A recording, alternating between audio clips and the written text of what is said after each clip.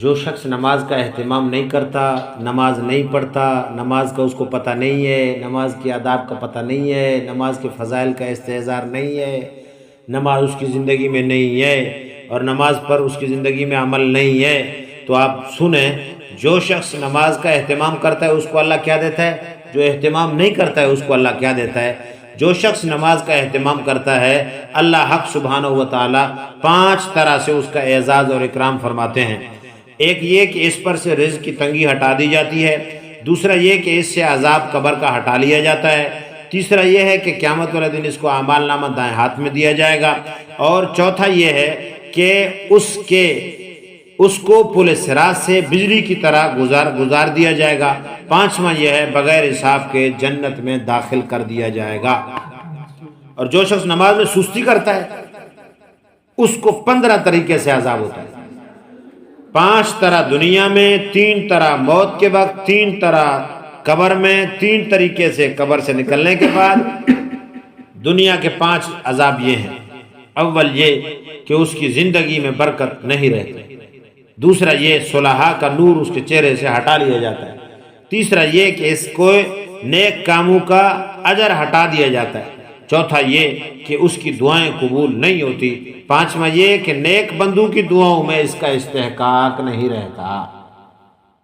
اور موت کے وقت کے 3 عذاب یہ ہیں، اول ذلت کے ساتھ مرتا ہے، دوسرا بھوکا مرتا ہے، تیسرا پیاس کی شدت سے موت آتی ہے، اگر سمندر بھی پی لے تو پیاس نہیں بجھتی۔ قبر کے 3 عذاب یہ ہیں، اول اس پر قبر اتنی تنگ ہو جاتی ہے کہ پسلیاں ایک دوسرے میں گھس جاتی ہیں، دوسرا قبر میں آگ جلا دی جاتی ہے، تیسرا قبر میں ایک سانپ اس پر اس شکل کا مسلط ہوتا ہے جس کی آنکھیں آگ کی ہوتی ہیں، ناخن لوہے کے اتنے لمبے کہ ایک پورا دن چل کر اس کے ختم تک پہنچ جائے، اس کی آواز بجلی کی کڑک کی طرح ہوتی ہے اور وہ کہتا ہے مجھے میرے رب نے تجھ پر مسلط کیا ہے، تجھے صبح کی نماز ضائع کرنے کی وجہ سے سورج نکلنے تک مارے جاؤں، اور ظہر کی نماز ضائع کرنے کی وجہ سے عصر تک مارے جاؤں، اور پھر عصر کی نماز ضائع کرنے کی وجہ سے غروب آفتاب تک مارے جاؤں، مغرب کی نماز ضائع کرنے کی وجہ سے